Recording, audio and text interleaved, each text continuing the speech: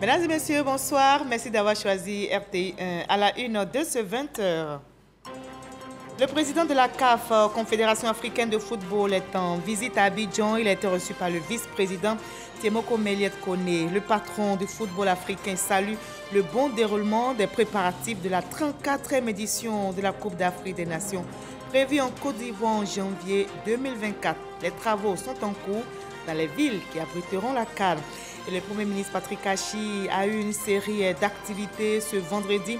Il a notamment présidé la signature d'un accord cadre entre la CAF et la Côte d'Ivoire et la FIF et le COCAN, ce qui confirme que la 34e édition de la Coupe d'Afrique des Nations, CAN 2023, sera bel et bien organisée dans notre pays.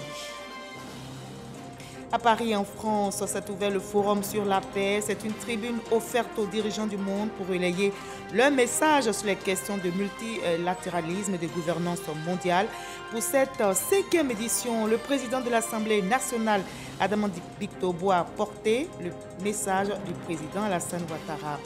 La Commission des affaires économiques et financières a adopté aujourd'hui à l'unanimité le projet de budget soumis par le ministre Moussa Sanogo. Il s'élève à plus de 11 000 milliards 600 millions de francs CFA et devrait porter le taux de croissance à 7,3%. Soyez les bienvenus sur RTI1. La Côte d'Ivoire va abriter la CAN 2023. Le président de la CAF vient justement d'échanger avec le vice-président ivoirien Temoko Méliès Kone. Et à l'issue de la rencontre, le patron du football africain a exprimé sa satisfaction au bon déroulement des préparatifs de la 34e édition de la Coupe d'Afrique des Nations dans notre pays. La Côte d'Ivoire a entrepris des travaux dans différentes localités pour l'organisation de cette grande messe du football africain en janvier 2024. Viviane Aimé. La Côte d'Ivoire se prépare à accueillir la 34e édition de la Coupe d'Afrique des Nations, la CAN 2023, le grand rendez-vous du football africain. Le président de la Confédération africaine de football, Patrice Motsepe, est présent à Abidjan pour voir l'état d'avancement des préparatifs. Il a été reçu par le vice-président de la République. Le président de la CAF a déclaré sa totale satisfaction. Je vais manifester sa gratitude envers le président Ouattara. Je suis très content pour les échos positifs que je reçois sur les travaux préparatifs de cet AFCON.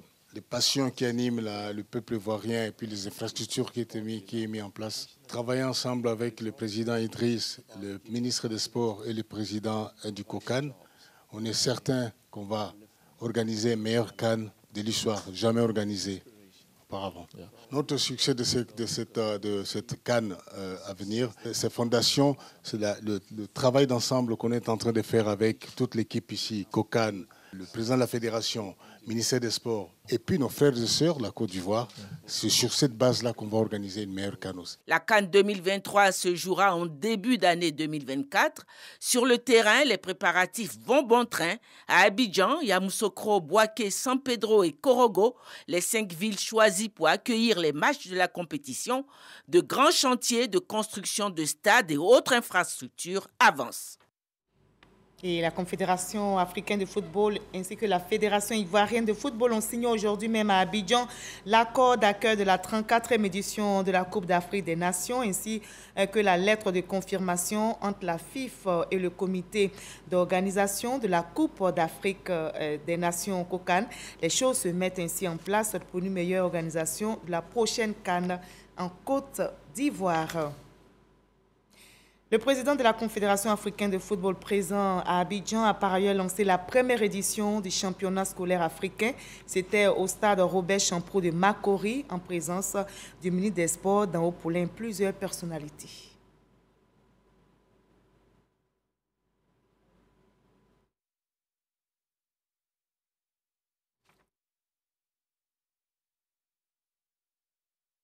En Côte d'Ivoire, il travaille également à la promotion de l'entrepreneuriat féminin. Il a pris part à la 9e édition du Forum de l'emploi et de l'entrepreneuriat féminin, débuté ce jour à Abidjan. Ce forum qui se veut une lucane d'aide aux femmes entend contribuer à révéler leur potentiel en les formant sur l'entrepreneuriat. Notez que ces journées sont meublées par des formations partage et information, nous explique Alexis Ouedraogo.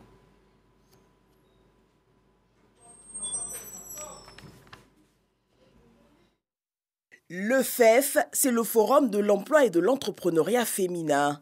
Chaque année, depuis maintenant 9 ans, ce rendez-vous vient encourager et motiver les femmes à repousser les limites de leur évolution au sein de la société. Pour cette édition, une vingtaine de conférencières sont à l'honneur, en provenance de domaines et d'horizons divers.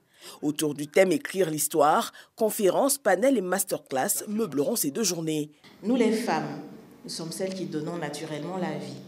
Par conséquent, nous portons les valeurs d'espoir et de respect. Nos forces et nos intelligences s'avèrent nécessaires de toute urgence dans les communautés, dans le monde économique et dans les sphères de décision. L'ouverture du forum a surtout été l'occasion pour les femmes d'adresser un plaidoyer au Premier ministre pour plus d'actions en vue d'améliorer leurs conditions de vie et de travail. Nous les femmes méritons plus, nous méritons mieux. Nous voulons apporter davantage notre pierre à la construction de notre pays. Nous n'avons pas peur du travail acharné. Nous optons instinctivement pour la justice, la paix et la solidarité. Le bien-être des femmes est le bien-être de notre pays. C'est ça qui est la vérité. Une vision que s'approprie déjà le gouvernement avec des actions concrètes. Je voudrais citer l'un des programmes qui est le programme de Madame la Première Dame, le FAFSI, le Fonds des femmes de Côte d'Ivoire, qui est un instrument clé qui a déjà permis de sortir en moins de 10 ans plus de 360 000 femmes de la précarité et ces femmes qui impactent positivement plus de 2 millions de familles. Le Fonds Femmes et Développement, logé au ministère de la Femme, de la Famille et de l'Enfant, a permis d'appuyer et de financer des activités génératrices de revenus au profit de 13 974 femmes et créer 5 628 emplois. Notre action porte également sur la réalisation de projets structurants pour les femmes à travers notamment le projet Usine des femmes de Côte d'Ivoire pour soutenir les chaînes de valeur et favoriser la transformation des productions vivrières au niveau des femmes. Des mots soutenus par le chef du gouvernement qui salue le rôle incontournable de la femme dans le développement des États. S'il y a bien une personne ou des personnes qui peuvent réussir tout ce qu'elles veulent entreprendre, ce sont les femmes. Elles n'ont qu'un seul défaut, c'est celui, quelquefois, de laisser les autres insérer le doute en elles. Parce que quand on crée la vie, il n'y a rien d'autre qu'on puisse créer. Patrick Hachi reconnaît toutefois que beaucoup reste à faire. Nous savons qu'une meilleure représentation des femmes dans les entreprises, dans les cultures et dans le leadership politique n'améliore pas seulement les résultats économiques pour les femmes, mais est essentielle à la croissance et à la prospérité de l'économie d'un pays, ainsi qu'à la stabilité globale et durable de l'ensemble de la nation. C'est pour cela qu'une politique pro-femmes a été menée par les gouvernements successifs pour assurer un accès égal aux chances et aux opportunités pour tous. Mais il faut faire plus. Nous voulons agir pour que les femmes qui prennent les risques d'entreprendre et qui osent se dire « pourquoi pas moi ?», qui osent créer, se lancer, innover, puissent in fine avancer, grandir et réussir. Pour elles et pour toutes les femmes de Côte d'Ivoire. C'est pour cela que des manifestations comme le FEF sont aussi importantes, parce qu'elles nous permettent de nous dire les choses, de partager une même envie, une même énergie. Oui, l'essentiel, c'est l'énergie collective que nous mettons à réussir. Vous dans vos projets, nous dans les nôtres, et tous ensemble au service de notre pays. Lancé depuis 2014, le FEF aura permis à des milliers de femmes de renforcer leur confiance en elles. Et on revient sur l'actualité de la CAN en Côte d'Ivoire. La Confédération africaine de football et la Fédération ivoirienne de football ont signé aujourd'hui, vendredi, ici à Abidjan, l'accord d'accueil de la 34e édition de la Coupe d'Afrique des Nations, ainsi que la lettre de confirmation entre la FIF et le comité d'organisation de la Coupe d'Afrique des Nations COCAN. Les choses se mettent ainsi en place pour une meilleure organisation de la prochaine CAN dans notre pays. Alexis Ouedraogo. L'organisation de la 34e édition de la Coupe d'Afrique des Nations par la Côte d'Ivoire est désormais actée. Ce vendredi à Abidjan, la CAF et la FIF ont signé l'accord d'accueil ainsi que la lettre de confirmation entre la FIF et le COCAN, entendez comité d'organisation de la Coupe d'Afrique des Nations. Le COCAN a proposé au gouvernement qu'il a agréé le thème suivant. COCAN 2023, la CAN de l'hospitalité. Oui, cette CAN doit être pour notre pays l'occasion de magnifier à l'Afrique et au monde sa vocation de terre d'accueil et de rencontre des peuples. Nous entendons démontrer que l'hospitalité n'est pas seulement accueil de l'autre, mais respect et tolérance de l'autre dans sa différence et sa diversité culturelle.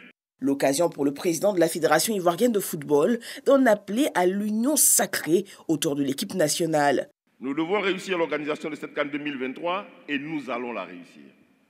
Nous allons la réussir parce que nous sommes une nation de football. Nous allons la réussir parce que nous sommes organisés, mobilisés et disciplinés. Cette CAN doit être la nôtre. Elle doit être l'opportunité de graver une 3e étoile sur notre maillot national. Cette étape importante qui marque le démarrage effectif de l'organisation de la CAN 2023 est pour le président de la CAF le résultat de l'engagement ferme des autorités ivoiriennes. Et la Côte d'Ivoire entend faire vibrer le monde autour de cette CAN par un niveau jamais encore atteint. 39 ans après la CAN 1984, il nous revient plus que de réussir, de porter au firmament la seconde édition qu'abritera notre pays. Un peuple l'attend, une nation le désire, un continent nous regarde, une planète sera à l'écoute. Je sais que nous serons au rendez-vous que nous a fixé l'histoire. Je sais qu'ensemble, nous ferons de la CAN 2023 un moment inoubliable, festif et populaire. Une CAN d'un niveau jamais atteint, un grand moment du football africain sur notre terre de progrès et de joie de vivre, en nous rappelant les mots poignants de l'immense Nelson Mandela. Le sport a le pouvoir de changer le monde, le pouvoir d'unir les hommes, le pouvoir de créer l'espoir. Soyons-en fiers et surtout, soyons-en dignes. Rappelons que la 34e édition de la Coupe d'Afrique des Nations est prévue pour janvier-février 2024 en Côte d'Ivoire. Et dans l'attente de ce grand rendez-vous du football africain, nous partons pour Paris, en France, où se tient le Forum sur la paix. C'est une tribune offerte aux dirigeants du monde pour relayer leur message sur les questions de multilatéralisme et de gouvernance mondiale. Et bien, pour cette 5e édition, le président de l'Assemblée nationale représente le président Alassane Ouattara. Adama Bictogo a porté le message du chef de l'État ivoirien à son homologue français Emmanuel Macron, qui présidait un panel de haut niveau. Je vous propose de suivre l'intervention du président de l'Assemblée nationale de Côte d'Ivoire devant un parterre de chefs d'État, au rang desquels le président de la CEDEAO. Je voudrais, au nom du président Alassane Ouattara, vous exprimer toute sa gratitude et sa reconnaissance, mais je suis porteur de son message. Monsieur le Président, vous avez évoqué le problème russo-ukrainien. Je voudrais d'abord saluer ce forum qui arrive à propos, qui épouse un contexte qui doit nous amener le monde entier à relever les défis qui se présentent à nous. La crise énergétique, la sécurité alimentaire. Aujourd'hui, il y a un nouvel ordre économique qui est en train de se définir.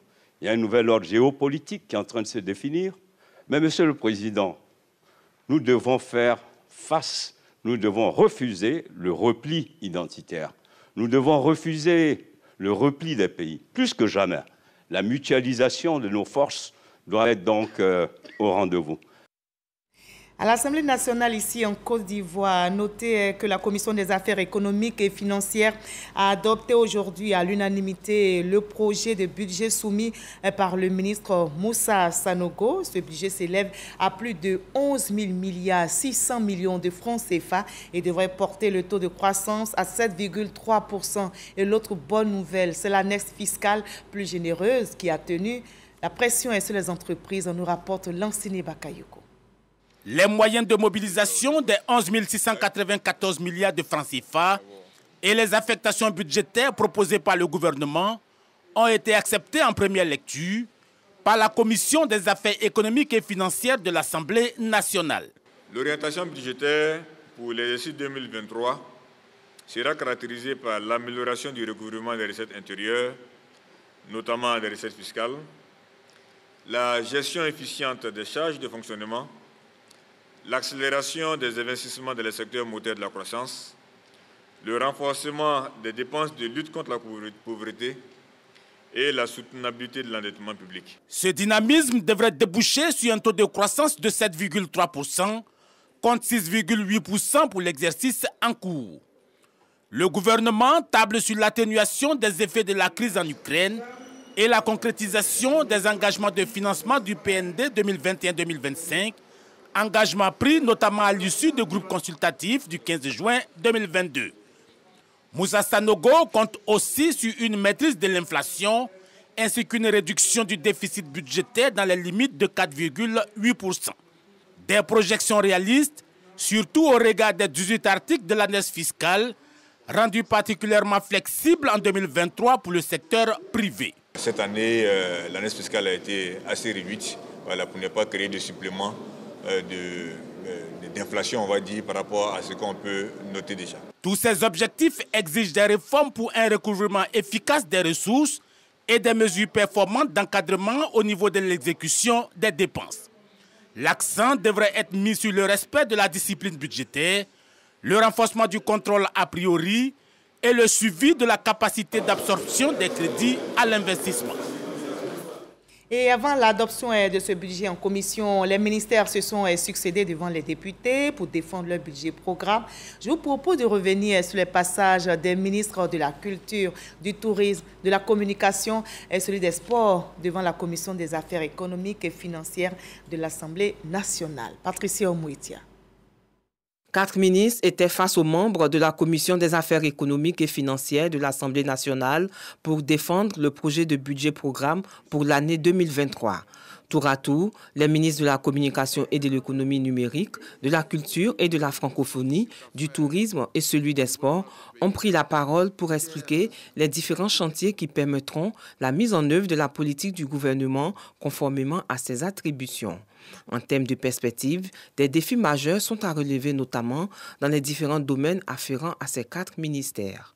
Les préoccupations soulevées par les honorables membres de la Commission des affaires économiques et financières de l'Assemblée nationale ont permis aux ministres d'apporter des éclaircies, notamment sur la stratégie nationale de développement touristique Sublime Côte d'Ivoire et les infrastructures sportives dans le domaine du sport. C'est un bel exercice de bonne gouvernance que de venir devant la représentation parlementaire, donc présenter ces crédits, les défendre et avoir donc l'onction du Parlement pour pouvoir les exécuter. Donc nous sommes heureux que ces budgets aient été adoptés. Nous sommes conformes au délai constitutionnel et donc tout s'est très bien passé. Il y a eu un bel échange. Et certains budgets ont été adoptés à l'unanimité, c'est à saluer, d'autres donc par la majorité. Toujours est-il que ce qu'il faut retenir, c'est que les budgets ont été adoptés et qu'enfin, pour l'exercice 2023, les ministères pourront se mettre au travail avec les ressources qu'il faut pour pouvoir accomplir leur mission. Au cours des échanges qui ont précédé l'adoption, la ministre de la Culture et de la Francophonie a déclaré que le budget global 2023 de son département ministériel s'élève à un peu plus de 21 milliards de francs CFA. Le ministre du Tourisme a déclaré comme budget 12 987 millions de francs CFA. Le ministre de la Communication et de l'économie numérique a indiqué comme budget programme 84 614 millions pour son département ministériel. Voilà, et tout le budget adopté donc en commission, évalué à plus de 11 000 milliards de francs CFA, adopté donc en commission, sera soumis prochainement aux députés en plénière. Nous partons maintenant pour l'Égypte où se déroule la COP27 et la délégation ivoirienne, vous allez le voir, est très active sur place. Le ministre d'État, ministre de l'Agriculture, Kobena Kwasi Adjoumani, a eu une rencontre avec la directrice générale régionale du PNUD au centre des échanges. La question de la lutte contre la déforestation, la transformation des produits agricoles, la rencontre a eu lieu en marge de ce grand rendez-vous mondial sur le climat. Grâce Kando, Adama Sangaré sont nos envoyés spéciaux en Égypte. Les échanges entre le ministre d'État, ministre de l'Agriculture et du Développement rural, Kobena Kwasi Adjoumani, et Ezia Konwa Onochi, directrice régionale du PNUD, ont essentiellement porté sur le reboisement de la forêt ivoirienne et la transformation des produits agricoles. On a discuté la question de l'importance de couverture forêt et l'opportunité que le pays a pour recouvrir ce qui a été détruit. Alors, on a discuté aussi l'agriculture et le potentiel de le pays, surtout dans les secteurs de valeur ajoutée. Maintenant, avec la zone de libre-échange, il y a beaucoup d'opportunités pour le pays et comment on peut travailler ensemble. Finalement, on a discuté aussi l'importance de la mobilisation des ressources au niveau national pour faciliter le développement du pays. Pour le ministre d'État, le gouvernement ivoirien a mis en place une politique de reboisement de la zone forestière ivoirienne pour lutter contre les changements climatiques et œuvrer pour l'autonomisation alimentaire. Nous avons parlé de reboisement que nous faisons à l'intérieur des plantations de cacaoyers et autres. Avec la politique mise en place par son Excellence, M. Alassane Ouattara, nous avons compris qu'il faut faire de la diversification agricole en faisant du vivrier, en faisant également du maraîcher. C'est ce que nous sommes en train de faire. Aujourd'hui, nous exportons ce que nous produisons et nous importons ce que nous consommons. Ce n'est pas normal. Il faut renverser la tendance. Le PNUD aussi s'est engagé à nous ouvrir des voies grâce auxquelles nous pouvons accéder à des financements pour soutenir notre agriculture. Selon le ministre d'État, ministre de l'Agriculture et du Développement rural, avec le soutien du PNUD et d'autres bailleurs, la Côte d'Ivoire mènera à bien la lutte contre les changements climatiques dans le domaine agricole. L'actualité en Côte d'Ivoire, c'est aussi les TIC, notamment l'industrialisation. Et notez que dans le but d'accélérer la transformation des industries et accroître le taux d'employabilité des jeunes, l'Organisation des Nations Unies pour le développement industriel, ONIDI, a mis en place un projet dénommé Industrie 4.0. Le lancement de sa mise en œuvre vient d'être fait. Et notez que ce projet est financé à hauteur d'environ 4 milliards de francs CFA. La Côte d'Ivoire, notre pays, et la Tunisie ont été choisis pour la phase pilote de ce projet. Nous rapporte Ralil Diomandé et Godfrey Okamawa. Cette signature de parapheur entre le ministre du Commerce et de l'Industrie, celui de la Communication et de l'Économie numérique et l'Organisation des Nations Unies pour le développement industriel ONUDI marque le démarrage de la mise en œuvre du projet Industrie 4.0 pour l'emploi des jeunes en Tunisie et en Côte d'Ivoire.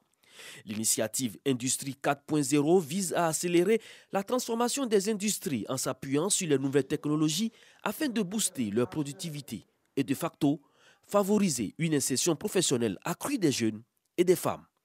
Un projet innovant pour le ministère fédéral allemand de la coopération économique pour lequel il apporte son appui financier. Avec un montant attribué à la Côte d'Ivoire de 600 millions francs CFA. Nous comptons créer ensemble 300 emplois de qualité en Côte d'Ivoire, 50% des femmes, 50% des jeunes.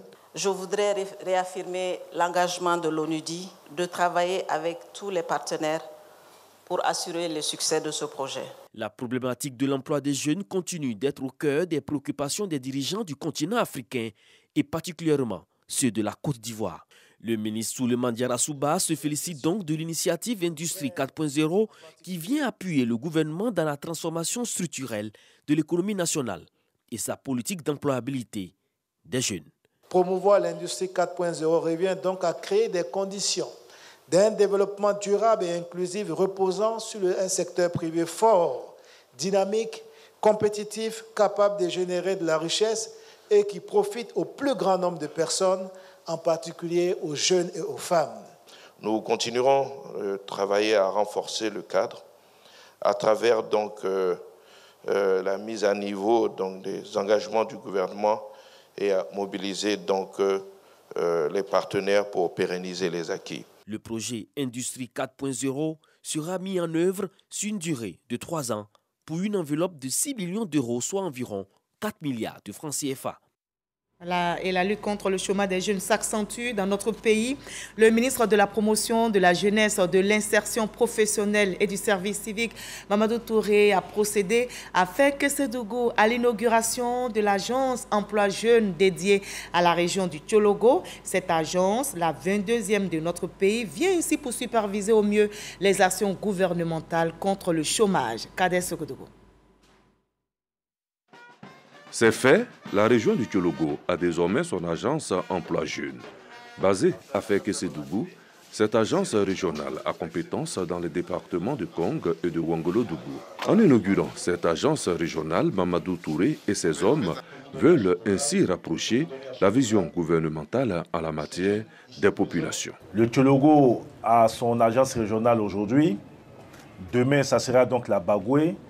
Nous avons aussi Bondoukou et le Bunkani qui verront ouvrir donc leur agence régionale.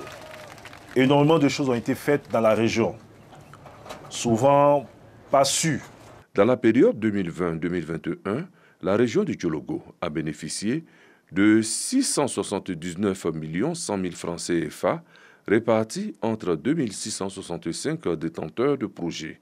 L'ouverture de l'agence régionale va permettre de mieux faire. Le défi qui se pose à nous aujourd'hui, c'est d'abord amplifier cette intervention. Et l'agence emploi jeunes aura donc pour rôle de mettre en œuvre l'ensemble des programmes cette année et les années à venir. L'agence régionale ouverte bénéficie du soutien du Conseil régional du Tchologo avec à sa tête le ministre d'État Téné Birahima Ouattara. Et ce communiqué que je vous livre maintenant, il émane du ministère de l'Emploi et de la Protection sociale. Le ministre de l'Emploi et de la Protection sociale porte à la connaissance des populations vivant en Côte d'Ivoire que le mardi 15 novembre 2022, journée nationale de la paix, est déclarée jour férié et chômé sur toute l'étendue du territoire national.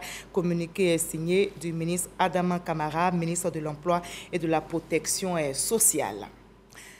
La conférence annuelle des recteurs, présidents et directeurs généraux de RESAO, Réseau pour l'excellence de l'enseignement supérieur en Afrique de l'Ouest, s'est ouverte hier jeudi à l'université Félix Houphouët-Boigny de Cocody. Cérémonie d'ouverture faite en présence du ministre de l'Enseignement supérieur et de la Recherche scientifique, Adama Diawara. Les réflexions de cette rencontre portent sur la normalisation des calendriers académiques dans l'espace RESAO. On en sait plus avec nos reporters Michel Mambo, Eralil Diomandé et Jean Magagi. 4 ans d'interruption due à la Covid-19, la conférence annuelle des universitaires du Réseau pour l'excellence de l'enseignement supérieur en Afrique de l'Ouest s'ouvre à Abidjan. Ces experts réunis ici veulent apporter des réponses efficaces à la problématique des retards dans les calendriers académiques. C'est à juste titre que le thème de cette session ordinaire s'intitule « La normalisation des calendriers académiques dans l'espace RESAO ». Les calendriers académiques sont plus ou moins perturbés, avec des années tronquées, des années quelquefois chevauchant. Il nous fallait donc trouver un cadre de rencontre pour essayer de faire un état des lieux, donc un diagnostic, voir quels sont les problèmes, les difficultés et essayer de les adresser, trouver des solutions que nous proposerons à nos gouvernants. Pour le ministre de l'Enseignement supérieur et de la Recherche scientifique, qui fait de l'harmonisation des calendriers universitaires une priorité, ces réflexions sont plus qu'urgentes. Parfois, vous avez des rentrées universitaires qui se font à des dates qui défient vraiment le bon sens.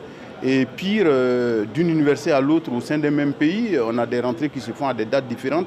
Et même, parfois plus grave, au sein d'une même université, on a des situations où les rentrées se font à des dates différentes d'une UFR à une autre.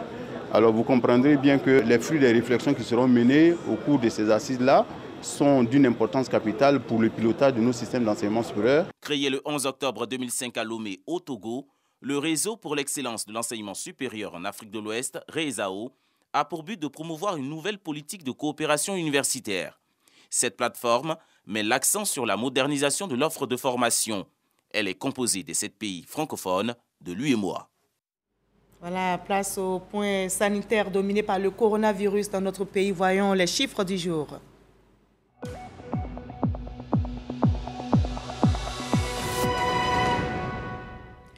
Ce vendredi 11 novembre, on dénombre 4 nouveaux cas de Covid-19 dans notre pays et sur 414 échantillons prélevés, soit 0,9% de cas positifs, 5 nouvelles guérisons et 0 décès. À la date du 11 novembre, la Côte d'Ivoire, notre pays, compte donc 87 851 cas confirmés, dont 87 007 personnes guéries, 829 décès au total et 15 cas actifs. Faisons-nous tous vacciner contre le coronavirus. Et je vous conduis maintenant dans la commune de Yopougon où le conseil municipal a tenu sa dernière session annuelle. Cette réunion a vu l'adoption du budget de l'année 2023 chiffré à plus de 10 milliards de francs CFA. Ce budget qui s'équilibre en recettes et en dépenses va permettre de poursuivre les chantiers de développement engagés par le conseil municipal. Nous rapportent Frédéric Olaï et Franck Wadio. C'est le 3e conseil municipal de l'année 2022. Cette séance vient évaluer la gestion des finances de l'année en cours ainsi que des projections de 2023. Justement, pour 2023, le budget s'équilibre en recettes et en dépenses à plus de 10 milliards de francs CFA, repartis comme suit. 8 667 276 000 francs CFA en fonctionnement, soit 80,28%, et 2 129 300 000 francs CFA en investissement, soit 19,72%. Ce budget va être consacré à la réalisation d'infrastructures socio-économiques, à résoudre des questions au niveau des écoles, quelques travaux routiers et améliorer donc les conditions de travail de l'administration communale ainsi que la question de la sécurité. Au nombre des chantiers à réaliser au profit des populations de la commune de Yopougon, Gilbert Konekafana fait du renforcement de la cohésion sociale un des axes majeurs, mais il appelle également à l'adhésion de la révision de la liste électorale prévue pour démarrer le 19 novembre prochain. Ceux qui ont le droit de s'inscrire sur la liste électorale, il faudrait qu'ils le fassent, qu'on ne soit pas obligé d'aller les chercher. Parce que c'est un droit citoyen, c'est un devoir aussi. Chiffré à 10 796 576 000 francs CFA, le budget 2023 connaît une hausse d'1 108 629 000 francs CFA par rapport à l'exercice 2022, estimé à plus de 9 milliards de francs CFA. Dans la foulée, Gilbert Konekafana annonce le bitumage de 40 km de route dans la commune de Yopougon. Le conseil municipal de Divo est aussi actif. Ce conseil veut poursuivre sa dynamique de développement. Et bien, pour y arriver, le ministre maire Amédée Kofi Kouakou et son équipe municipale se donnent les moyens. Lors de la dernière session du conseil municipal, un budget d'1,4 milliard de francs CFA a été adopté. Un budget qui prend en compte plusieurs secteurs, notamment la santé, l'éducation, l'électricité et le sport. Les détails de cette session avec Mamadou Kouassi. De 400 millions de francs CFA en 2013, le budget de la mairie de Divo a triplé en moins de 10 ans. Des investissements qui ont permis d'améliorer considérablement les conditions de vie des populations. Il y a beaucoup d'améliorations au niveau de l'insécurité surtout, parce que pas mal d'années, des années passées, on avait toutes ces difficultés avec les jeunes drogués que nous rencontrons beaucoup de fois dans la rue. Il y a la pauvreté. Chaque matin, il y a les femmes de la mairie qui viennent balayer le goudron et il y a les gens de la mairie qui viennent ramasser les poubelles dans les quartiers. Toutes les rues sont en train d'être bitumées. Et où il y a le bitume, il y a toujours le développement. La ville se développe et il y a les quartiers autour de la ville. Malheureusement, les riverains sont obligés eux-mêmes de se cotiser pour faire venir l'eau et l'électricité. Vraiment, c'est le seul point noir. Des préoccupations qui figurent sur la liste des projets de 2023. Le ministre Amédée Kofi Kouakou, maire de la ville de Divo et son équipe municipale, veulent passer à une autre étape du développement. 1,4 milliard de francs CFA a été adopté comme budget 2023 au cours de cette dernière session de l'année 2022. Les objectifs que nous sommes fixés en 2022 sont quasiment atteints. En termes de recouvrement, autour un peu plus de 1,2 milliard pour les objectifs en fin d'année d'un peu plus de 1,3 milliard. C'est un budget qui est en forte progression, ce qui nous permet donc de pouvoir travailler sur tout ce qui est action sociale au niveau de la ville de Divo. Vous voyez tout ce qui a été fait au niveau des écoles, au niveau des centres de santé. Mais maintenant, nous mettons un accent particulier sur l'embellissement de la ville, mais aussi sur le côté sportif. Nous avons donc repris l'AS Divo en main. Le préfet de la région du Lodi-Bois a salué les efforts consentis par l'équipe municipale dans l'amélioration des conditions de vie des populations. Il invite par ailleurs à plus d'engagement pour traduire davantage la politique de développement du président de la République, Alassane Ouattara, en réalité sur le terrain. L'Assemblée permanente des organisations professionnelles des commerçants de Côte d'Ivoire se désolidarise du mouvement de grève lancé par la FENACI. Notez qu'après une séance de travail aujourd'hui, vendredi, au ministère du Commerce, avec le directeur de cabinet du ministre Souleymane Derassouba et la secrétaire exécutive du Conseil national de lutte contre la vie chère, l'organisation a produit une déclaration, nous dit Michel Mambo. L'Assemblée permanente des organisations professionnelles des commerçants de Côte d'Ivoire, consciente des efforts fournis par le gouvernement pour juguler la crise liée à l'inflation importée, choisit la voie du dialogue. La POPCC dit se désolidariser de la décision de fermeture des marchés annoncée pour le 14 novembre prochain par la FENACI. Nous appelons nos camarades de la FENACI à privilégier l'intérêt général au détriment de l'intérêt personnel. Nous exhortons le gouvernement à redoubler encore d'ardeur pour poursuivre les actions déjà entreprises.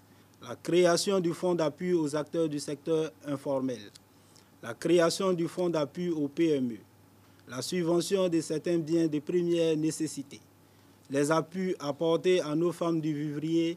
Nous exhortons les différentes organisations à privilégier le dialogue afin de rechercher ensemble des solutions concertées pour le bien-être de notre corporation et des consommateurs. Les acteurs du commerce du vivrier de Côte d'Ivoire s'inscrivent également dans la même dynamique. Vu l'amélioration du niveau d'approvisionnement des marchés et la baisse considérable des prix de la majorité des produits vivriers, la présidente du marché Cocovico, Gisèle Ouéhi-Kofi, rassure, les marchés resteront ouverts. Le comité de gestion du Fonds de développement et de la formation professionnelle FDFP a un nouveau président. Son nom est Siama Bamba. La passation de charges marquant sa prise effective de fonction a eu lieu cette semaine et c'est en présence du ministre de l'Enseignement technique, de la formation professionnelle et de l'apprentissage, Kofi Nguessan. Le reportage est signé Issa Tchonayeo. Nommé le 26 octobre dernier, Siama Bamba prend officiellement les rênes du comité de gestion du Fonds de développement de la formation professionnelle, FDFP. La présidente par intérim sortante, Françoise Vallée-Koulibaly, se félicite du travail abattu. Elle exhorte son successeur à consolider les acquis et surtout à relever les challenges. Notamment l'amélioration de la gouvernance du FDFP par la prise de textes et la mise en place de procédures de contrôle de gestion adaptées à son contexte. Le remboursement des dettes liées aux actions de formation réalisées par les entreprises et les cabinets. Je mesure parfaitement la responsabilité qui est la mienne et je l'assumerai avec dévouement, loyauté, conformément aux règles de bonne gouvernance. Le ministre de l'Enseignement technique, la formation professionnelle et de l'apprentissage émet le vœu de voir le FDFP contribuer à la formation d'un capital humain de qualité. Que les travailleurs soient contents de venir chaque matin pour faire un travail de qualité. Que le secteur privé, les entreprises qui cotisent ici, trouvent leur intérêt à venir vous solliciter. Le comité de gestion du FDFP est composé de 3 grands représentants, à savoir les représentants du pouvoir public, des employeurs et des travailleurs. Cette cérémonie de passation des charges marque également la prise de fonction des 13 nouveaux membres du comité de gestion du Fonds de développement de la formation professionnelle. Et point final de ce 20h. Merci de votre aimable attention. Demain, vous avez rendez-vous à la même heure sur ce plateau avec Polo Koulibaly. Moi, je vous dis à dimanche. Prenez soin de vous et à très vite.